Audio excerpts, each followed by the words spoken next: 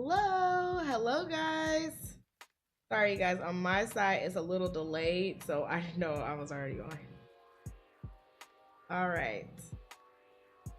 So today we're going to be talking about this book, The Origins of You by Vienna Ferrone, I believe it is, or maybe it's Farron.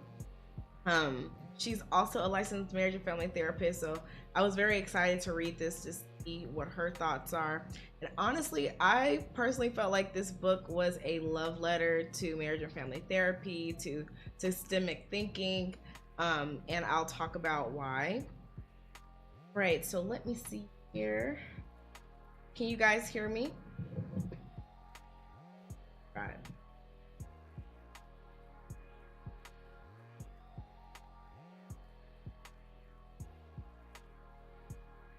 I'm so delayed.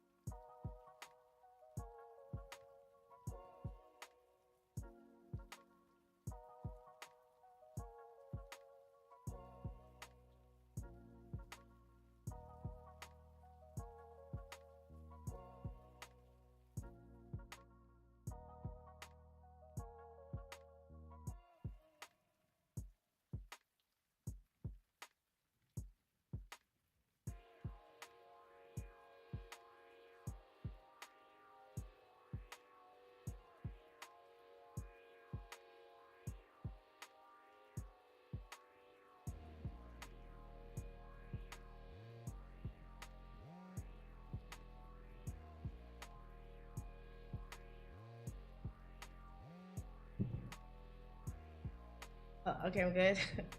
Thanks, guys. Great. You hear the music, but not me. Okay. Hopefully, I'm back now. Okay, I'm creating a poll. Bear with me. Okay. Hopefully, you guys can hear me now. Let me know. Thanks for being patient. You guys know we've been trying to get more structure around the streams. Okay. You're good now. Okay, thank you, Kate. Hi, Monica. Hi, Monique. Hi, Hannah. Okay, thank you guys for letting me know.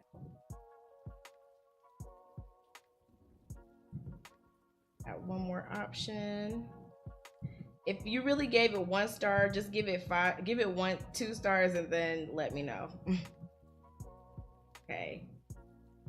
And I'm going to pin this. Oh, I don't know how to pin a. Okay, great. Okay, so I'm going to be, let me just go to the agenda for tonight. Thank you guys for being patient with me. Okay, 6 minutes in, we addressed most of the technical issues, that's good. Okay.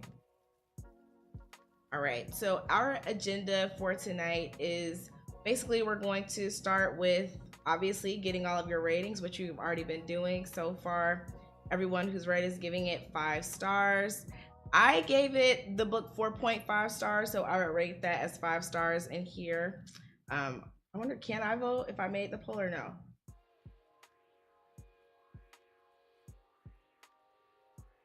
Okay, so book readings, we're gonna go to some Goodreads reviews. I have someone in the book club who did a really fantastic review of the book, and I loved how thorough she was. She said that it was okay for me to share it tonight. And also then of course we're going to go through some of our favorite quotes and do a discussion around this book. For those of you who may not be familiar with what this book is, The Origins of You, this book is, oh, and we're not going to be doing a poll for our book in August, but we can do a poll for the book in October. I'm trying to remember because it's every other month. But we already know what our next book is going to be. So, okay, I'm happy to be here. Okay, thank you so much, Leroy. Okay, so I wanted to just tell those of you who've never heard of this book, The Origins of You, if we go back to the cover page, what it's about. This is a book that's written by a marriage and family therapist. She also has an online presence. She talks about her Instagram community in the book.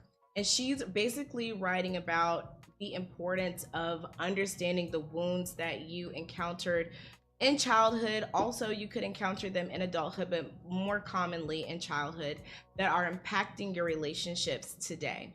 And I personally love the book because I felt that, first of all, it seemed like a love letter to marriage and family therapy, just talking about the importance of understanding your client's family of origin, how they fit into their family of origin. And also, I loved a lot of the language that this author put around common things that we're talking about in therapy. The things that really stood out to me are when she names the types of wounds that we typically experience growing up, when she talks about the ways that we typically conceal our wounds. And I also really, really, really loved the questions that she posed in the book. I have already started using a lot of those questions in my sessions, and I have seen a difference with my sessions. Some of my clients, you work with clients for a really long time, and for the most part, if you're a marriage and family therapist or a systemic therapist, you're obviously going to be talking about relationships. Some clients come in with such a present facing issue that sometimes it's hard to go beyond that and start talking about their childhood or talking about things at length. And I think this book just reaffirmed for me what I learned in graduate school, which is you cannot ignore that. You cannot skip that. We really can't get insight into the patterns that are leading to issues in our relationships without really understanding how our family of origin helped to introduce those patterns to us most of the time. I loved the anecdotes in this book. I thought she shared some really good stories from her clients, and she said that she combined some stories. And I thought that, she's at the time of writing this book, she references 15 years worth of working in therapy. And that's one of the reasons why I've had people reach out about me writing a book, and I don't feel like I'm ready to write a book yet, because reading this book, I felt like I thought she said so much amazing stuff, and I'm like, I'm not at the point yet where I can really synthesize the work that I've done and create my own language around it yet. I'm still really happy to celebrate the language that my colleagues are putting forth in the research and the literature. And she references so many of the theorists that a lot of us studied if you are studying for marriage and family therapy. She even references some of the authors that we've already read in this book club. She references Gottman. She references Nidra Tawwab, who wrote Set Boundaries, Finding Peace. We read that almost exactly a year ago in this book club. So I loved the references that she made in the book. I love the kudos, and I love that, she wasn't trying to reinvent the wheel. If she had new language around it, she introduced new language. If she didn't, she just referenced what was already out there, and I really appreciated that. So I thought this book was awesome. It wasn't one of those self-help books where you're just so repetitive, in my opinion. I got something new from each chapter. This was a very, very personal book for me. I read it and I did shed tears. I read it and I did do the exercises. It led me to journaling. It led me to having important conversations with my husband. I mean, my husband really had to hold my hand through the process of reading this book. Sometimes he was on the brunt end of my frustration. So for anybody who doesn't know what this book is about, if you're just joining because you want to get the tidbits, that is what this book is about. Some of you are asking what the next book is, and Dosi just added that into the chat. Grief is Love, Living with Loss, and there's also a link to it there. And so if anyone needs it, do we have the command set up for TBR? Okay. We have a command set up if anyone needs it, again, to just put exclamation point TBR. Okay, so let's start getting into some of this. I want to go to Goodreads. I want to share a review from Amy French, who is in the book club. and someone who wrote, I thought, a very, very good review of the book. I won't read the entire thing, but just wanted to share with you some of her thoughts. She rated the book 3.5 stars. And I thought that her reasoning for it was, it made a lot of sense. I think that she was wanting to see a lot more attachment theory in the book. So I'm going to pull it up on my end. And I know Wendosi's probably looking for it on his end as well to pull it up for you guys. So let's see. I think, okay, are you in my Goodreads? So click on the book. I just read it. If you click on it and then you scroll down, we can see any friends who've made a review. And the very first one that pops up is Amy French. Do you see that? Okay, perfect. Okay, so this is for her 3.75 star. And also, if you're ever interested in having your review read or any comments that you've written in the book club read, let me know. I asked her, she said she would be happy to have this read in the book club live. I love sharing what you guys are saying on Goodreads, and I did also ask some questions in Goodreads. Those are really personal questions, so I don't think I'm going to share that, but I do want you all to know that we're having conversations online in this Goodreads community about the books that we're reading, some things that might not necessarily be appropriate for a live setting, but Goodreads is a little bit more private. Okay, so the pros of this book. She says, a great introduction for someone who is needing directions on how to start facing experiences and emotions that are holding them back and or damaging their relationships. You can tell that the author wrote this book with a lot of care and genuine compassion. Provides a lot of great small exercises to help. This is 100% a self-help book. I'm curious, what she meant by that. I want to know, like, what would it look like for a book not to be 100% self-help? Because she did include that as a pro. And then the con, she says, it doesn't really cover attachment theory until halfway through the book, and most topics kind of dance around that. Very generalized information and some assumptions. She says that it is a bit repetitive. I could definitely see why she would say it is a bit repetitive, because Ferrone goes in with the same kinds of questions around each type of wound. I found that refreshing because I had different answers for each one, but I could see if you're not really struggling with all of these, why it would feel repetitive. So I really appreciated her review. And so this is, and I also wanted to share a poll that we did in the Goodreads group as well. So the way that we'll get to that is go to community at the top, go to groups, click on Stephania Book Club, and then at the very bottom, you'll see a poll. And then you click on comments and details of that poll so we can just see that on the screen. Got it? Okay, great. Okay, so this is a question that is around some of the things that she talked about with concealing wounds. And we'll talk a little bit more in depth about that as I go into some of my favorite book quotes.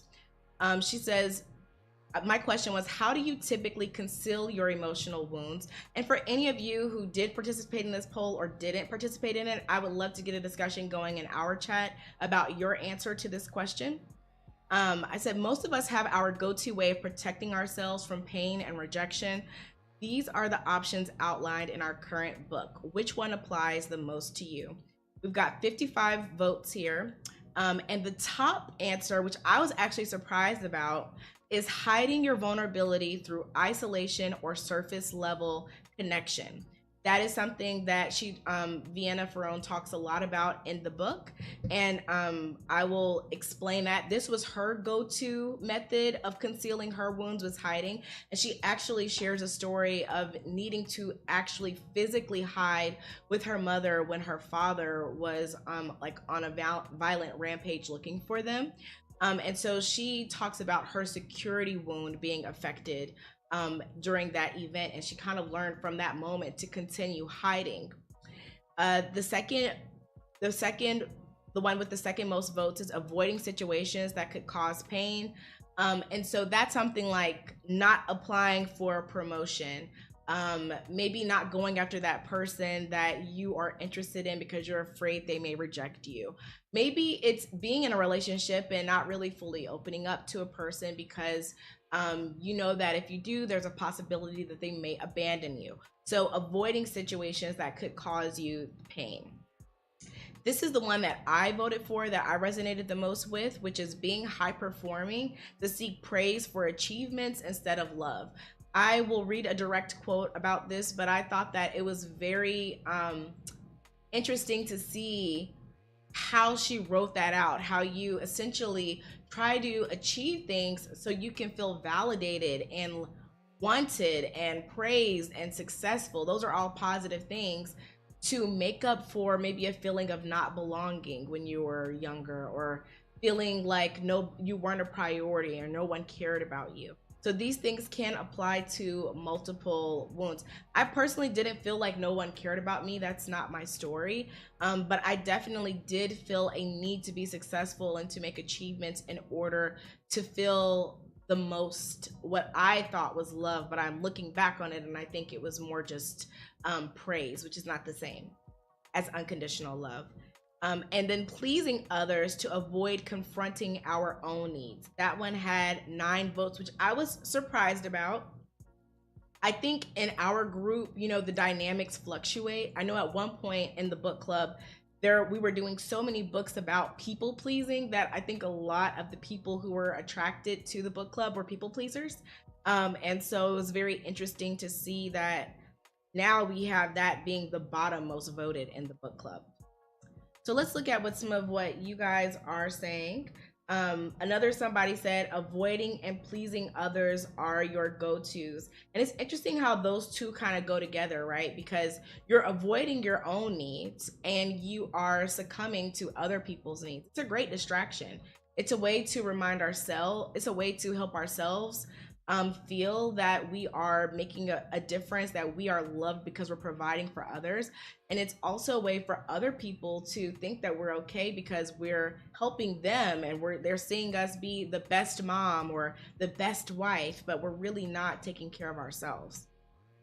Thank you for sharing that, another somebody. And if any of you want to share what applies to you the most in here, I would love to see what your thoughts are. Okay, so now let's jump into the quotes.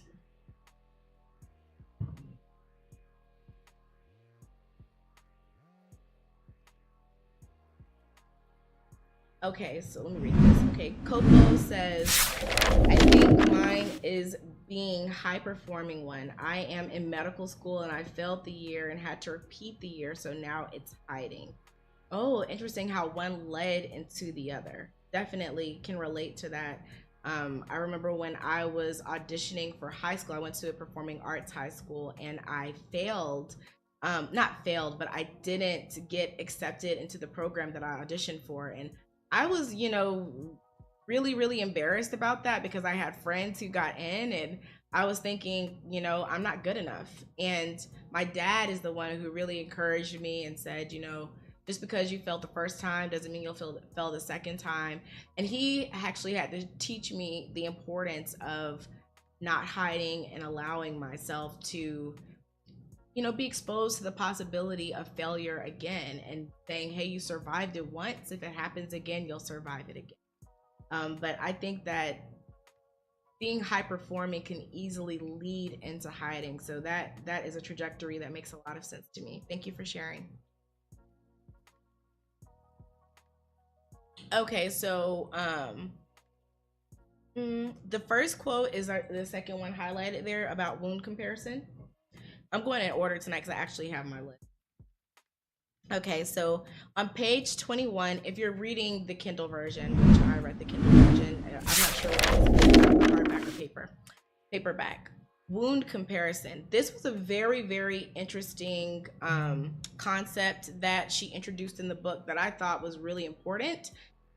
Which is how we often will look at our own trauma, compare it to other people to determine how legitimate it is.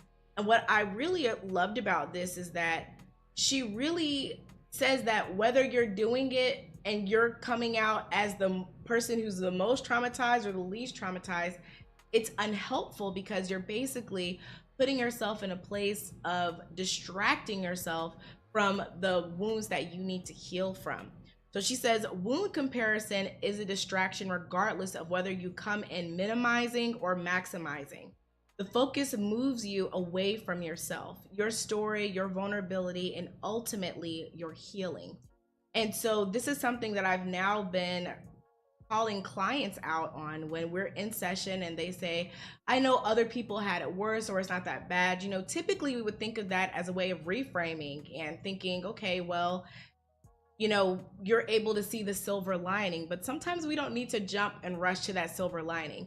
Sometimes we have something that we need to process and work through first before we get to the point of trying to find the positive side in everything. And that's something I've been challenging my clients. I was just working with a client today where they were sharing with me about their childhood and they're like, I know other people had it worse. And I said, you could grow up in the exact same household with someone where one of you walks away with trauma and the other person doesn't. That does not invalidate the trauma that you experienced.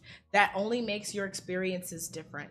And so learning not to compare wounds, I think, is critical for working on your own healing process. So let's see.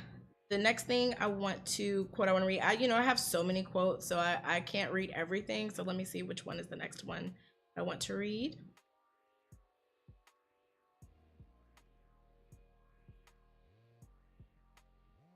Oh, okay.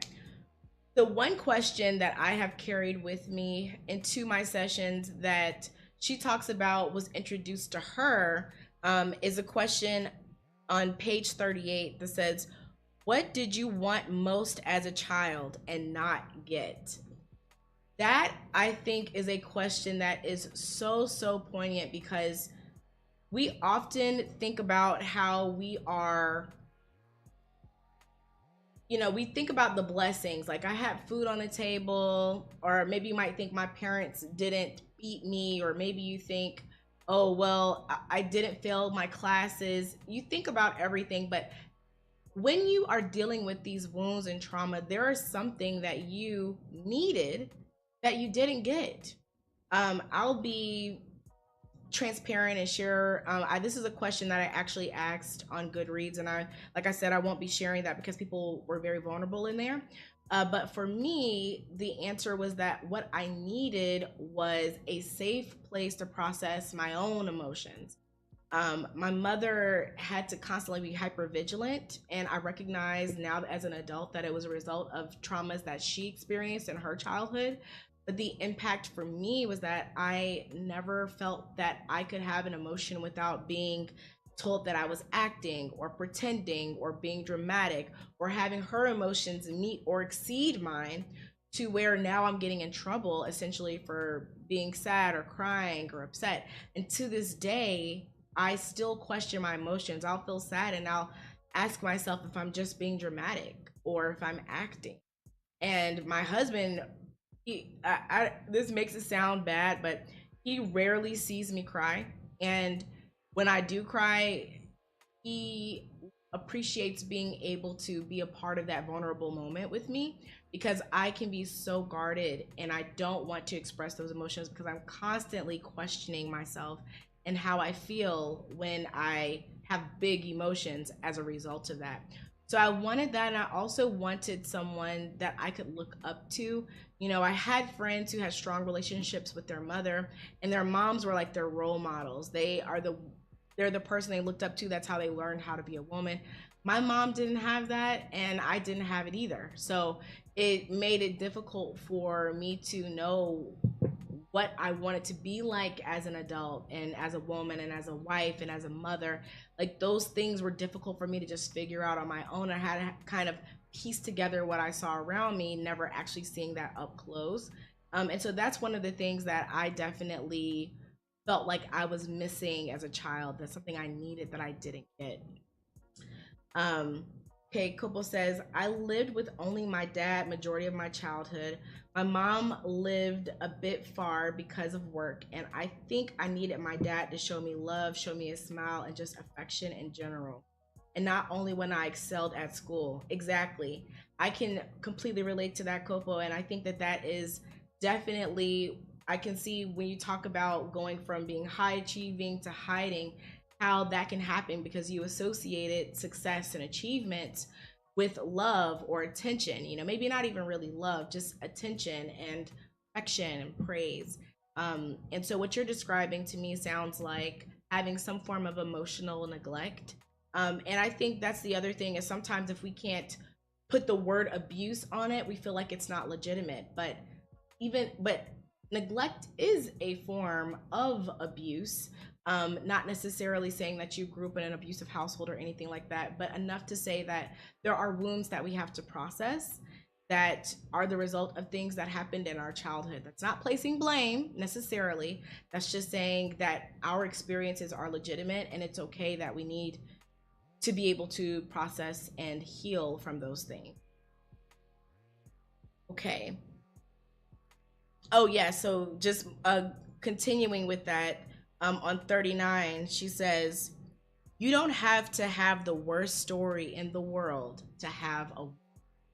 And I really, really, really needed to hear that, because I grew up, I have to say the good things as well. I grew up what I would consider to be, a pretty good childhood. My mom made sure I was in dance class and gymnastics, and we never needed food. And she, would protect us and from others, right? But she couldn't protect us from herself. That was the thing. She did not have the emotional regulation skills to be able to calm herself down when she was feeling triggered or overwhelmed.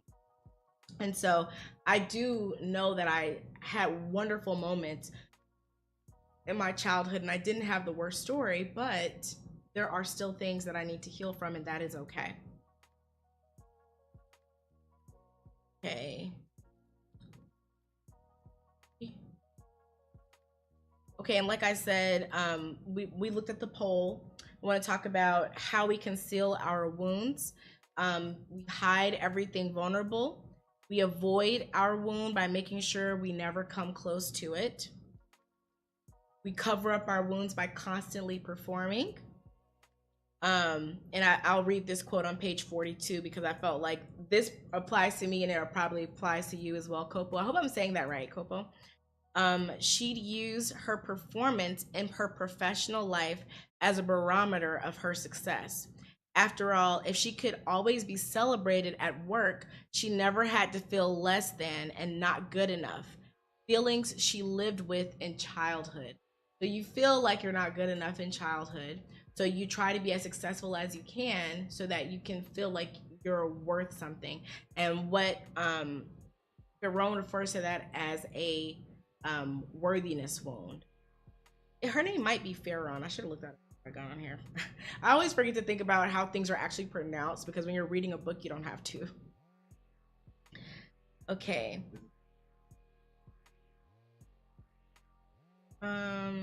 Probably, but I'm moving on anyway. Okay. Ooh, something I highlighted personally for myself is in chapter 3 on page 64, where she talks about when you deal with inconsistency with the parent. She says, you may have dealt with inconsistency from a parent if you didn't know what version of your parent you would get, the kind and loving parent or the highly critical one, the playful and lighthearted one or the angry and reactive one. That is something I definitely relate to, because I think the difference between my sister and me is that my sister learned very early on, like, don't open up to mom, because she could easily take whatever you share with her and use it against you when she's upset.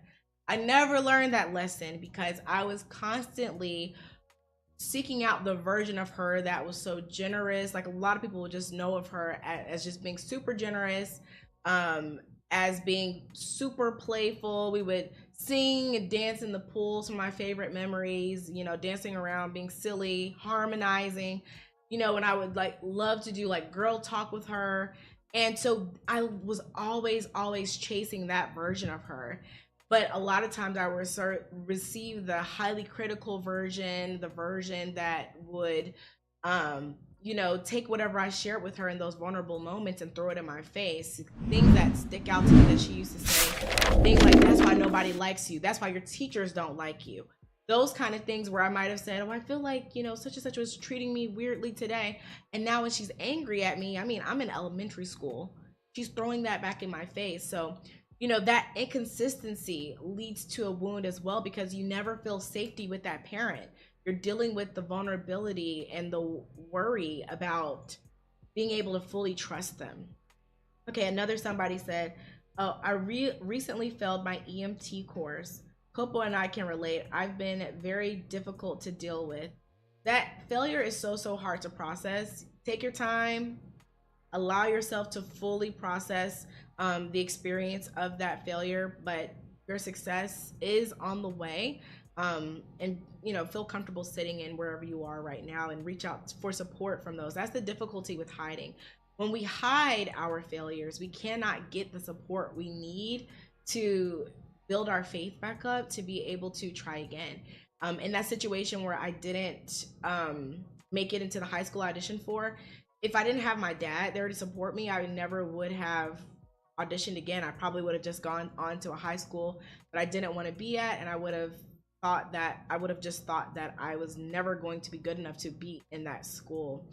And so I highly recommend challenging yourself to avoid hiding and opening up to those you can trust so that you can get the support you need to try again. Okay, so Kopo says, my brother recently said that I got so hurt by my dad because I constantly forgave him and gave him chances, and that sensitivity developed into me thinking I was the problem. Ooh, let me read that again. My brother recently said that I got so hurt by my dad because I constantly forgave him and gave him chances, and that sensitivity developed into me thinking I was the problem. The three of us, we might just be the same person, because what's happening here is that it seems like all of us basically have, at least for Kopo and me, I can't speak for you, another somebody, but in that situation with my mom, I was doing the same thing. I'm opening up to her. I'm wanting her to show me the version of herself that I cherish and love and so desperately crave. And my sister, she created that boundary at a young age. She's younger than me. She created that boundary. And she says that she created it because she saw what was happening with me. And she was like, oh, that's not going to happen. And that's really what she did. But for me, I just always was chasing that. But I don't think it's fair to say that it's our fault. It's like Farone says in the book, a child has no emotional responsibility for their parent. And so our parents, it was their job to provide us with emotional support. Every parent's going to have off days. Every parent's going to make mistakes. Good intentions might have a bad outcome. But when the consistent feeling is that your child cannot open up to you and be authentic with you and vulnerable with you, that is a failure on the parent's part, not the kid's part. And so I don't agree with your brother. I don't think that it's your fault in that situation.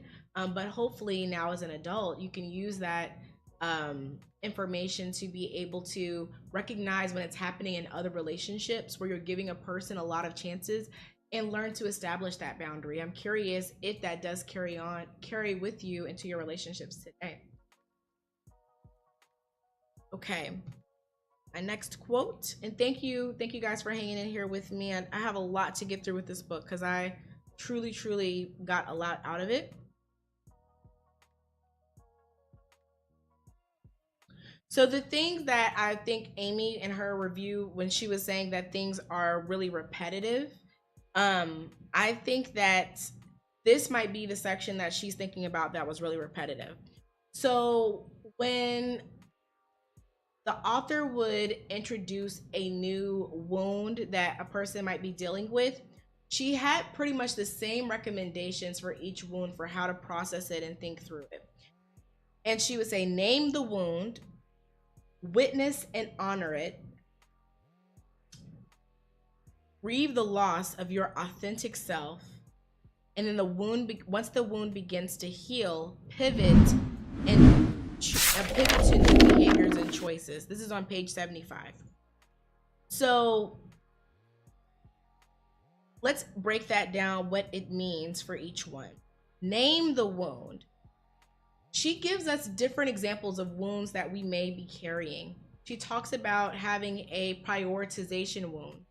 Maybe you never felt like you were a priority in your household. Maybe your parents were so stuck with their own issues or focusing on some of your siblings that you never feel like you're a priority. And the way that it's showing up in your relationships today is that you're constantly testing people to see if you're a priority. That's one way that could show up in your relationships today. Maybe you have your partners do unreasonable tasks. Maybe she gives an example in the book of someone who asked their partner to stop at the store on their way home from a long shift. And if the person didn't do it, they're going to give them the silent treatment, even though that they're really tired, just to prove that they're a priority. She talks about having a safety wound. So maybe your parents never created a safe environment for you. Maybe you saw drugs being displayed in your household. Maybe you witnessed violence, experienced violence.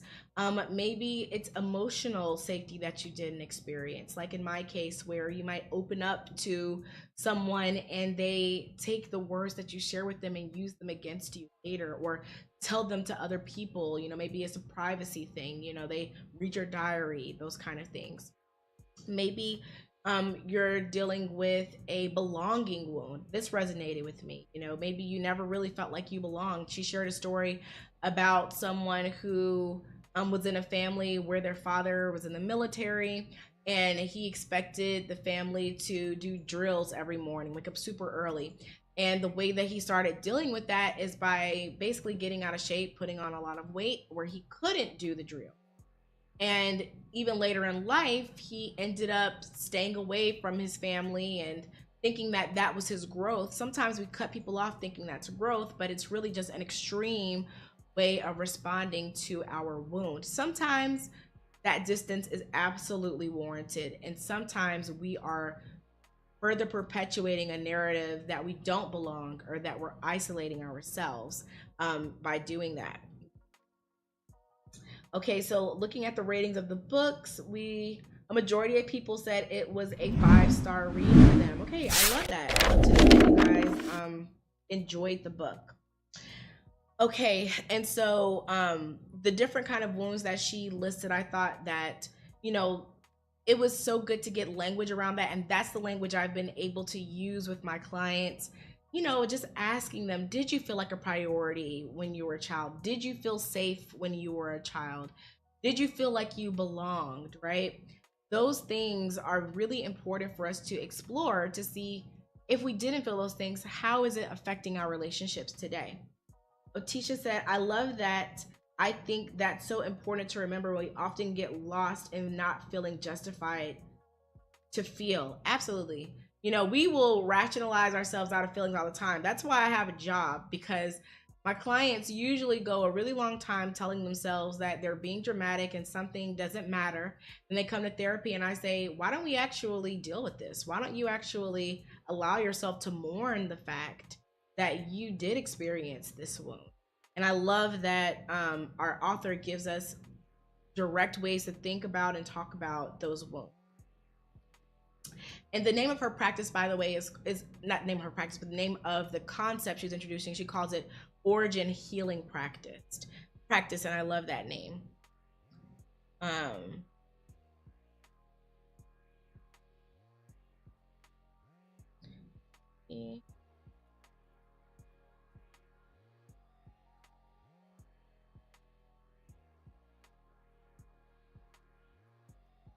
Ooh, I wanted to read this because I just thought it was so relevant.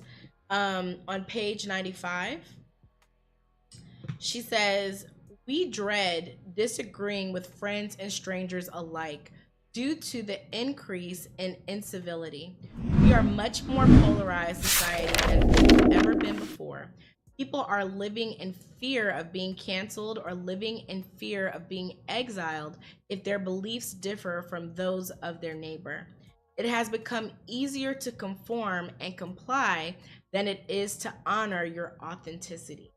And I think that that is true. I know on one hand, I think that we're living in a society that's holding people accountable for hurting others. And I think that's a beautiful place to be in. We need to live in a place where we can hold people accountable. I think on the other hand, sometimes we become so married to our own views that we don't leave any room for other people's. I think it creates more division than opportunity for connection and work.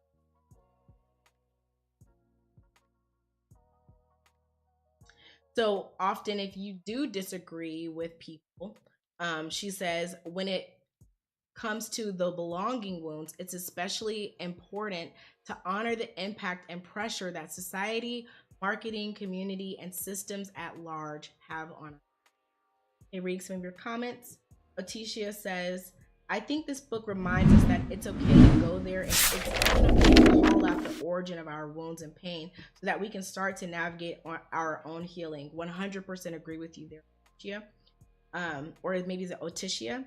Monica says chapters 4 through 7 were kind of like a messed up choose your own adventure.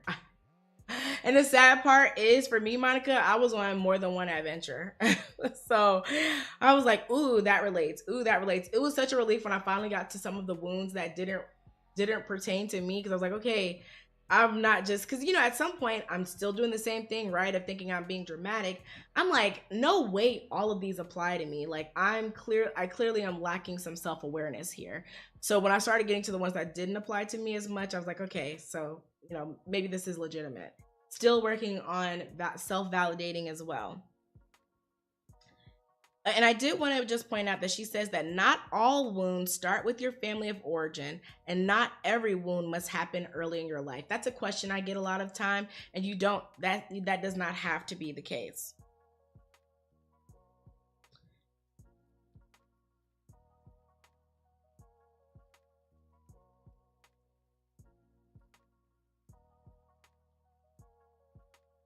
Hey. Okay. So when we talked about authenticity, right? We just talked about authenticity. I wanted to talk about her definition of what it means to live authentically. I thought this was really important to name because we use that word a lot, authentic, but I don't know if a lot of us really know what that means. So she says on page 103, living authentically means that your choices and actions align with your core beliefs, values, and true self. So this actually took me on a journey of trying to think about what are my values. I don't know if I really sat down and thought about that. So once again, I had to pull my husband in because a lot of times I feel like he knows me better than I know myself. So I sat down with him and I said, okay, babe, let's brainstorm. What do you think my personal values are? And I'll share what I think my personal values are. Let's see where they align. And I was able to name some things. At first I was thinking I don't have any values, and that was scary to me. I was like, oh my gosh, I'm navigating the world without values. And obviously that's not true, but I started getting scared. Like I'm just living life and I'm not living authentically. But then I started, being able to name things like learning. That's an important value of mine, to gain knowledge. That's why I love this book club and reading together and learning from you and learning from the books, sharing about our experiences. That's so important to me. I think relationships are important to me. Obviously, my personal relationships, because my husband said, you don't want to just put family, because he was like, it's not just family in general. And I think that's true. I think that I can't just put a blanket statement and say family in general, because it is important to me to hone in on the relationships that are fulfilling to me and that I feel like I can be helpful or add value to those people's lives as well. So it's a mixture of friendships and family relationships. And also relationships are important to me because when I'm working with clients, a lot of that has to do with making sure that their relationships are intact. So relationships are incredibly important to me. So those things, taking the time to truly think through my personal values helped me recognize the areas of my life where I am living authentically and the areas where I'm not.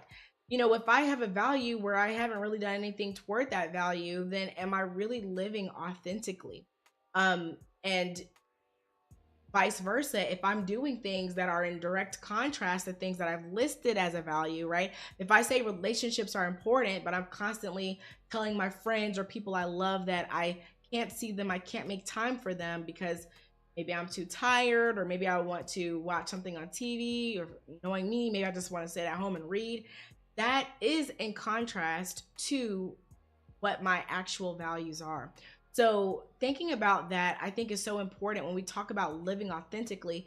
It helps us recognize opportunities for setting boundaries and opportunities for living our lives a little bit differently. You know, if you recognize that there's something important to you that you have not been doing, then you want to change that. I think living authentically really gives us a rubric for the changes that we need to make and the wounds that we need to heal.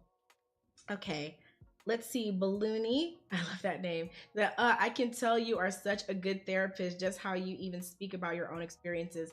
I appreciate that. Thank you so much. I'll share a bit about that. Um, and we've actually had this conversation recently at work, the balance of self-disclosure versus not self-disclosing with clients.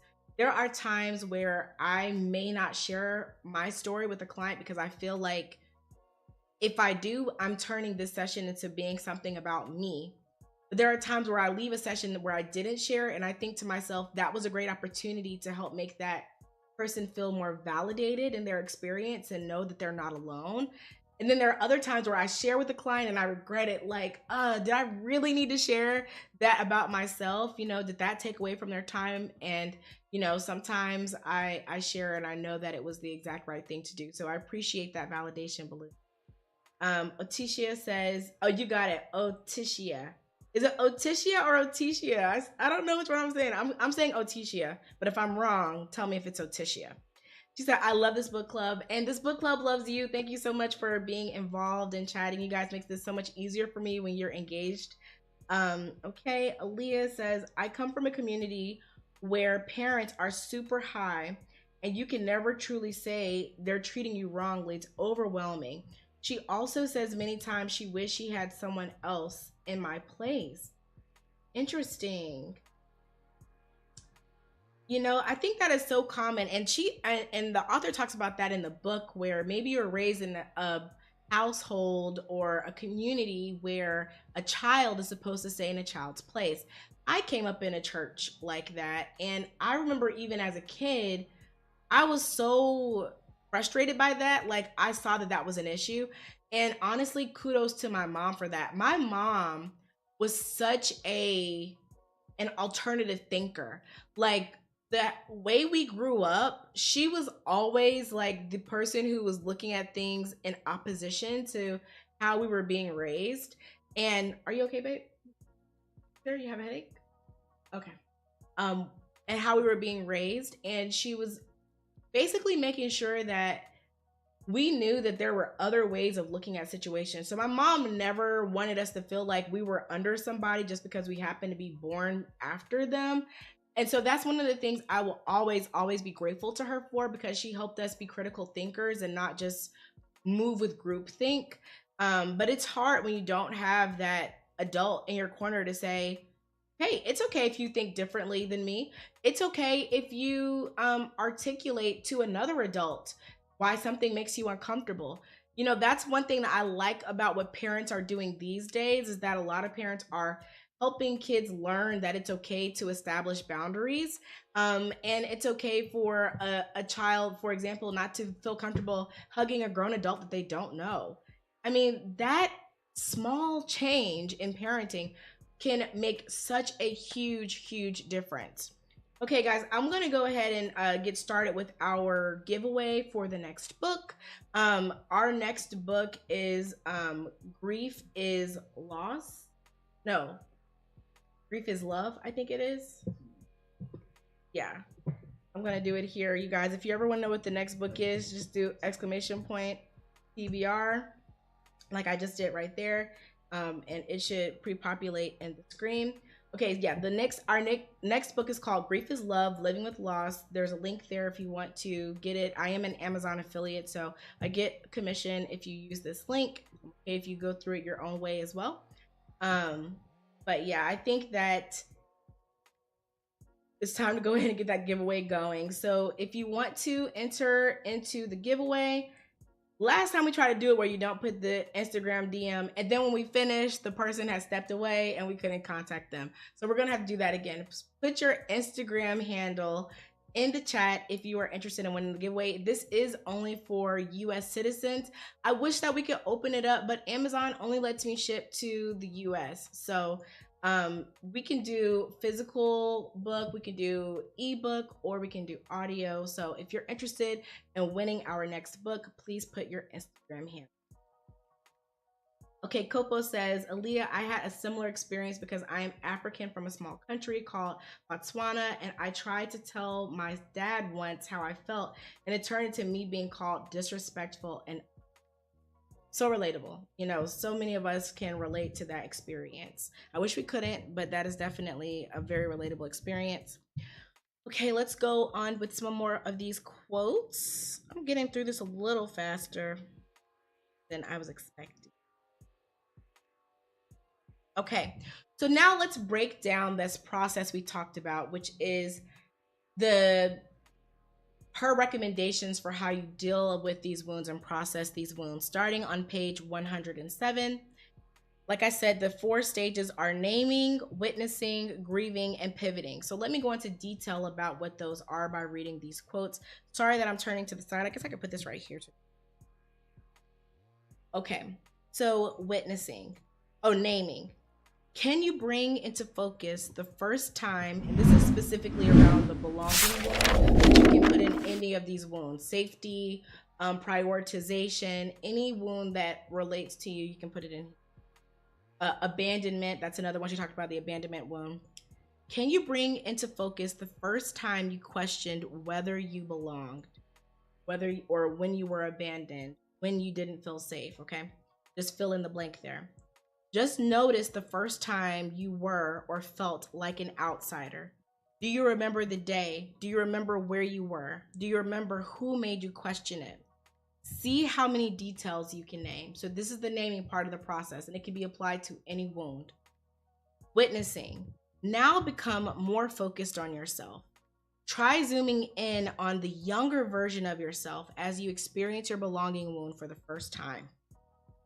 And as if you were watching yourself on a video, I want you to notice the feelings you experienced in that moment. Notice the expression on your face. Notice any change in your body language. And begin to let yourself feel for that little child, the younger you. For me, I will share with my belonging wound, one of the things, like I talked about, when my mom would get upset with me, she would say things like, that's why nobody likes you. That's why your teachers don't like you, right? She would say those things, and I really truly believed nobody liked me, and I would act in ways that would perpetuate that narrative so that it would at least make sense why nobody liked me, right? I even remember she would draw comparisons between me and other people. Really, I think dealing with her own feeling of rejection, that people were treating her kids this way, but it projected onto us as well, as something my sister and I still struggle with. I remember that I had a family member who was a flower girl in a few weddings, and she said, and I was excited about that, right? I was like, oh, I'm so excited to go see my friend be in this wedding. I was so excited. And my mom would say, why don't they ever put you in the wedding? And that was the first time I remember thinking, yeah, why don't they? Something as a child I was not even thinking about, right? It wouldn't have even made sense for me to be in some of these weddings, right? I was not related to these people. But when my mom would say that, it made me look at myself and think I wasn't enough. So, you know, for me, that was also a worthiness wound. But I also felt like I didn't belong to the community that we grew up in. Sometimes those statements can activate multiple wounds. So grieving. So when I did this exercise, that is one of the moments that I thought about. Grieving. You might begin to feel emotion start to surface. Can you let it come? You might be attuned to what it must have been like for you all those years earlier. Your heart might break for your younger self who had to endure this wound. Go ahead and feel for that child. Maybe you notice the emotion around the ways you adapted to fit in, or the rebellious stand you took and what that felt like back then. Just notice what you want to offer your younger self in this moment. Do you want to hug her? Do you want to tell him that you're sorry he ever had to go through that? For me, I just was affirming for her that she is loved. And I was really just kind of letting her know that there's going to be a time in your life when you're going to meet somebody that will never ever make you question if you're loved again. And I think that was a very emotional experience for me to visualize that little that you have to feel as an adult. Pivoting. As we come to an end, I'd love for you to take a moment to acknowledge how this wound shows up today. In what ways and what relationships can you finish this sentence? If I allowed myself to live authentically, if I wasn't afraid to just be, what would be different is blank. You guys, I can't really summarize this book in this live. I just can't. I think it is so rich and so full of things that, I really flew through it. I've actually been in a bit of a reading slump. I wasn't looking forward to starting this. I'm not in a self help book mood. And once I started it, I was like, whoa, maybe this is why I've been in a slump. This book actually helped me, I think, address some of the emotional things that have been, or the emotional wounds that have been affecting my ability to concentrate. I'm dealing with quite a bit right now. And I think that some of these things have been kind of flaring up, some of these wounds. And I needed this book. I needed to remind myself of, what I've been going through and how strong I am as I'm getting through it. And I love the idea that she talked about what it's like. A lot of us are looking for relationships to heal our wound. She does talk about the importance of individual healing with those relationships. But I love that she says this because as a marriage and family therapist as well, I completely agree with this. On page 132, she says, to some degree, you need relationships to assist in that healing. I'm a big believer that if relationships wound, then relationships must assist in the healing. But this work is both relational and individual. I thought that was really good to read because a lot of times I've felt guilty that such a big part of my healing process was meeting my husband. We've been together now for, it's 14 years this summer actually, and married for 8. So, it was such a huge part of my healing process because through seeing how he saw me, I was able to start learning to love myself more. You guys, I was such a mess when we first got together. I was such a mess. That's why in this working with these couples, I can relate. Okay, I'm not sitting there judging people for bringing their pain into their relationship and not knowing how to navigate it, right? None of us are perfect when it comes to dealing with triggers and traumas. And she says that in the book. A lot of the suggestions I make, it's going to feel like, who would ever talk like that? And my clients say that a lot of times as well. Who talks like that? And it's not about getting the words right. It's about recognizing that you're going to need to take a pause when you're triggered and trying your best to communicate that you need that pause. Sorry.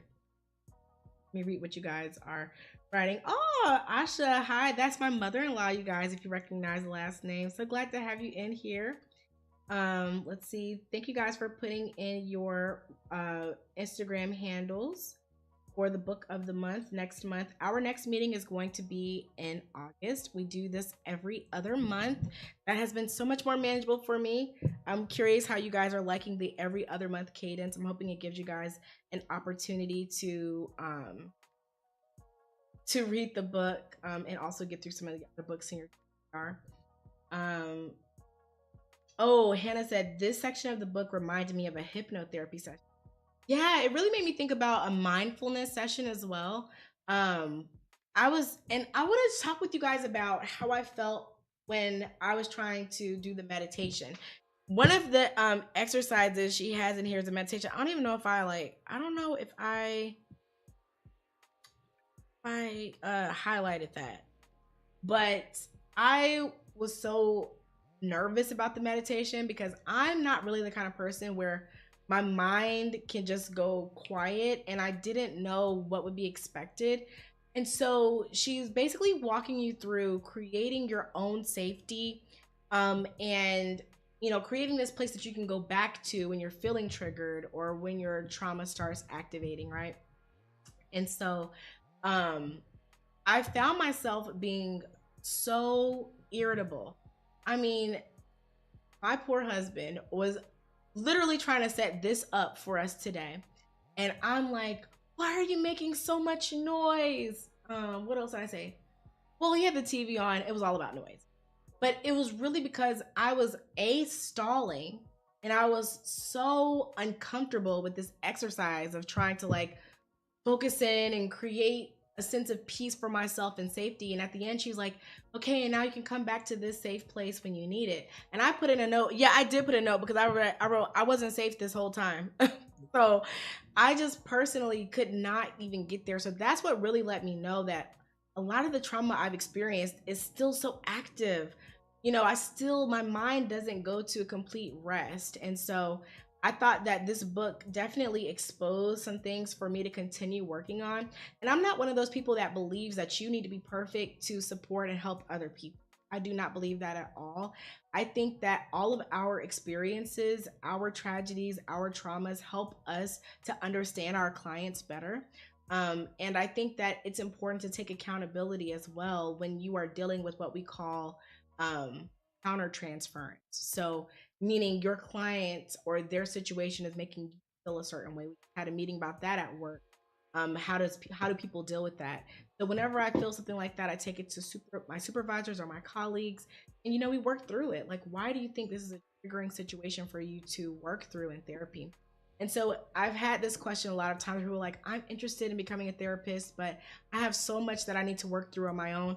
Honestly, the biggest healing process I ever went through was graduate school.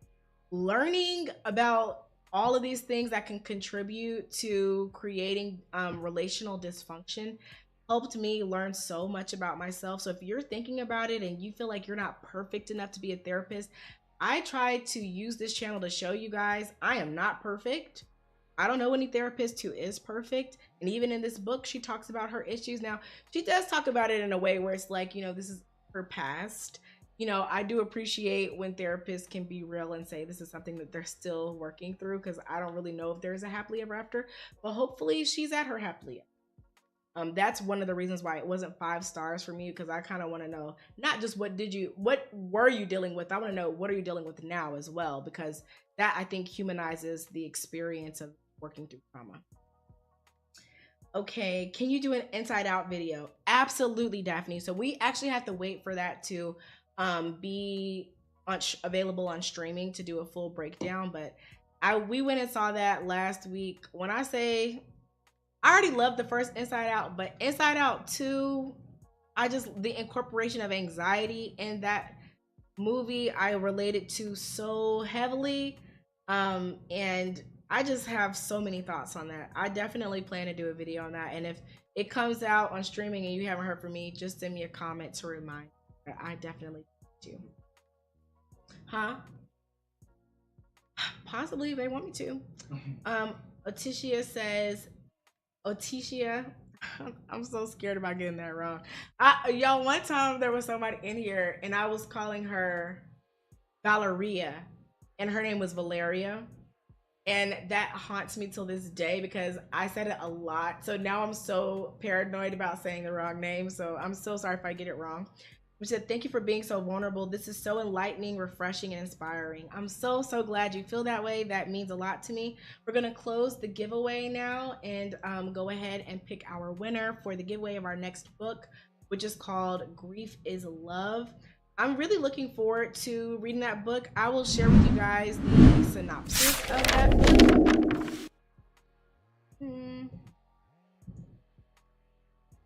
Huh? Yes. Okay. You already posted it?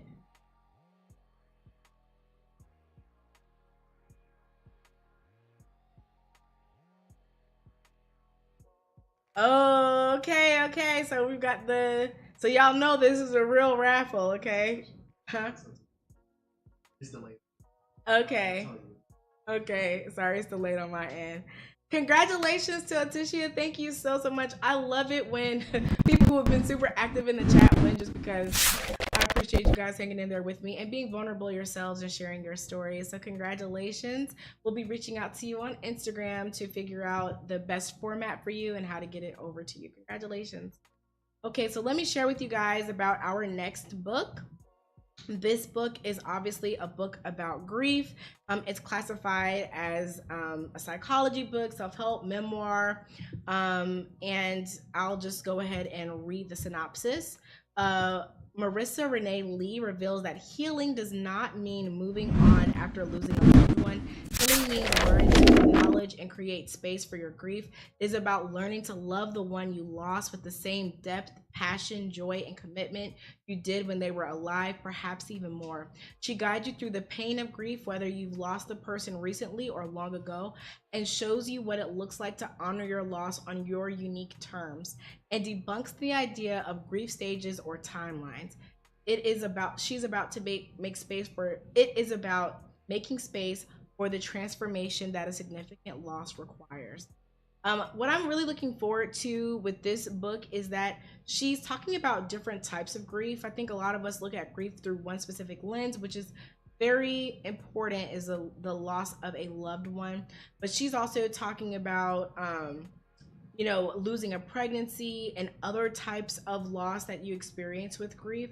And she's sharing her personal story. So this is a memoir that is also self-help. And I'm really excited for us to read this together. So trying to make sure there was nothing else that we had on our agenda. Okay, so that is the end of this live. You all were so awesome. Thank you for being so vulnerable with me today. I really, if you haven't read this book, I recommend that you do read it. If you need a link for it, we have a link in the description of this video. It is a book that I found it to be both life-changing and as well as changing, professionally life-changing as well. So I've been using this and I've been seeing the impact with clients. So if you're a therapist, I think this could be useful for you. I'm thinking of this book, like I said, as a love letter to marriage and family therapy and systemic theory.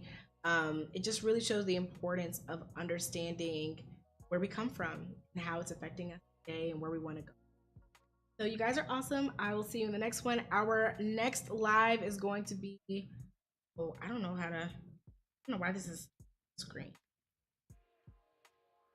Y'all, one thing y'all will learn about me, I really do not like Macs.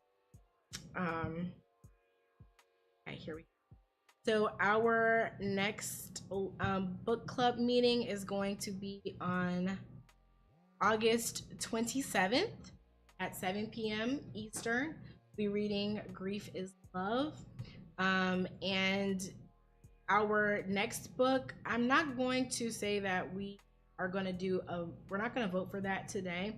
I'm going to do a little bit more research on what our next book will be, and look out on Goodreads. I'll probably do a poll there because I think that's where we have our most engaged at. If you're not a part of our Goodreads group, please join it. It's free, and there's a link for Goodreads if you want to join.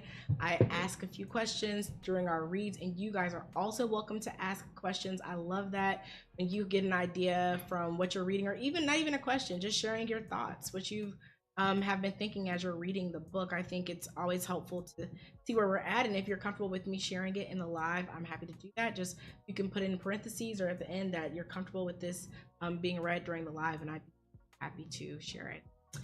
Hey, did we tell her? Tell who what?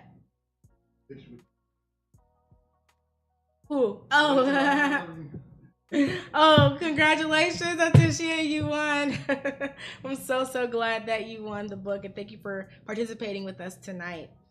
BG, oh wow, that was a good live. I listened to the audiobook, so I had a hard time doing the activities, but I plan to buy a physical copy so I can focus more on putting in the work and writing stuff down. Yeah, I've actually, with the art books of the month, I've actually started doing audio with the digital book so I can make notes as I go. And I just, it started to become me time. Last night I was in my office, I lit some candles, it was dark, I had my tea. It was a real vibe. I got through this book pretty quickly because I really enjoyed it. Well, now you won something, Otishi. I'm so happy for you. Yeah, congratulations, congratulations. I look forward to seeing you in our next meeting. On what did I say, babe? Was it August 25th? Oh my gosh. You're supposed to put in the chat. Oh, I'm sorry, what else doing? Okay, so our next meeting is August 27th. Tuesday, August 27th at 7 p.m. And it's gonna be right here on YouTube, and we'll be reading Grief is Love. Hey you guys, so that is the end of our meeting today. Thank you so much for joining. I will see you next time. Bye.